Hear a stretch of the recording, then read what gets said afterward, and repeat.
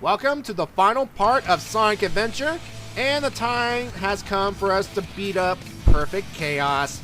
This boss fight is actually kind of simple if you know what to do. First of all, what you need to do is to make sure you go fast enough so that Super Sonic produces a blue aura. If you do, you are pretty much guaranteed a hit. Now, it is possible to get enough speed to produce a yellow aura, and if you're fast enough while in yellow aura form, you can get a hit, but chances are you can miss as well. So if you want to guarantee yourself a hit, make sure the aura is blue, because that means you are fast enough. And of course, Perfect Chaos will do all sorts of nasty things to slow Super Sonic down, shooting energy beams, blasting energy bolts, producing water tornadoes, all kinds of things, just so that you can slow down and not hit Perfect Chaos in the brain. Yeah. So, this boss fight starts a long, proud tradition of the monster of the game getting all super powerful, and Sonic and or another hedgehog have to become super themselves in order to stop him. I'm looking at you, Final Hazard, Metal Madness / Metal Overlord, Solaris, Perfect Dark Gaia, Devil Doom, and that's only including those in the main series. Now I know that there are some powerful forms in the spin-offs like the Sonic Storybook series, but still, it's not until Sonic Colors that Eggman becomes a final boss in a 3D game, and that's sad, really. Yeah. Now, looking back over this footage right here, to be fair, I do not enjoy fighting Perfect Chaos in this game like I used to, especially since I have played the Sonic Genesis version of this boss fight. I mean, in that game, Sonic was just plain old regular Sonic, and he still beat Perfect Chaos in less than 6 hits. And wow. See, I've been spoiled by Sonic Genesis, really.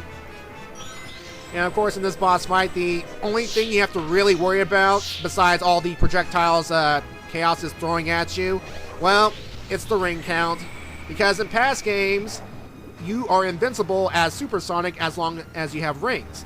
And as soon as all those rings are gone, you're pretty much screwed. And it can be very difficult, especially during the latter portion of this boss fight, as rings become more and more scarce. And yeah. But thankfully, I believe this is the... stupid. See, this is Chaos being a little douche and all that stuff. Like, ugh. And if you think about it, it's kind of a nice little bookend when you think about it.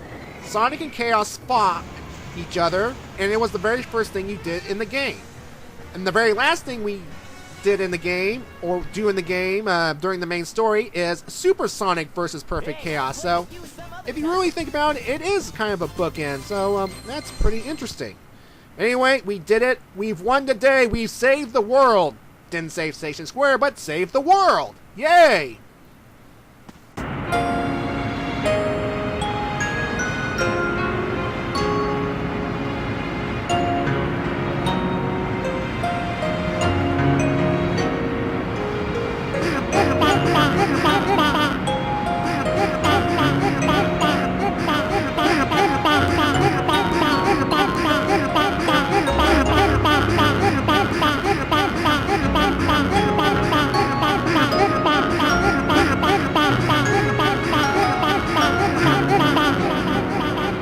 Chaos has changed again, this time for the better. Yeah! Super Sonic must have neutralized it, so it's nice again. These are the Chow you were protecting.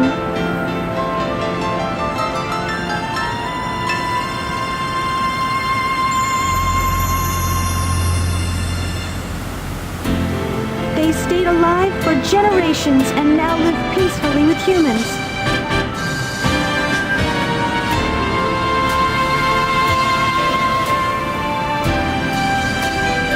The fighting's over, harmony's restored, and life goes on.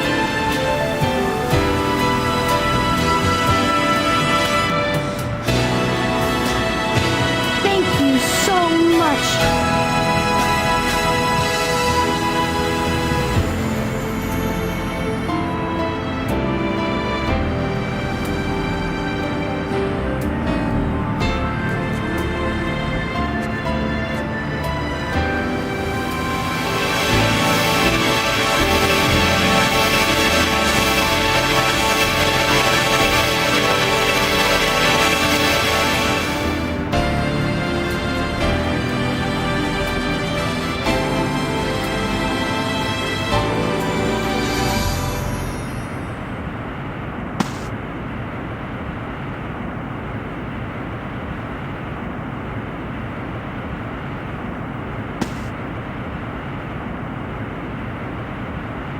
All's well that ends well, right?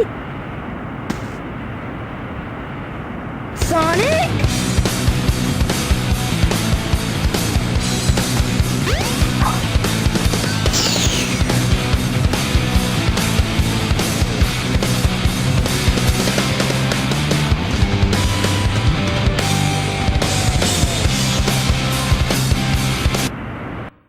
Yes, Tails, all's well that ends well indeed. If you fail to take into account the millions, possibly billions of dollars in property damage, not to mention the fact that there were casualties in Chaos's attack. I mean, there is no way everybody got out of there safe and sound. People had to have died. But other than that, all's well and ends well.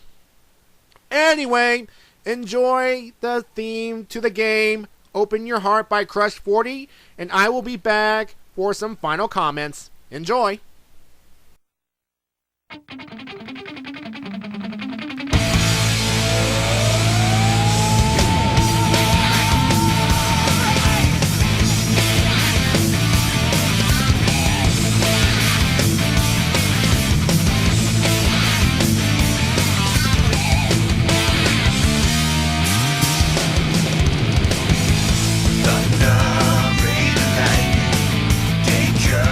Water rising, climb on silence wave.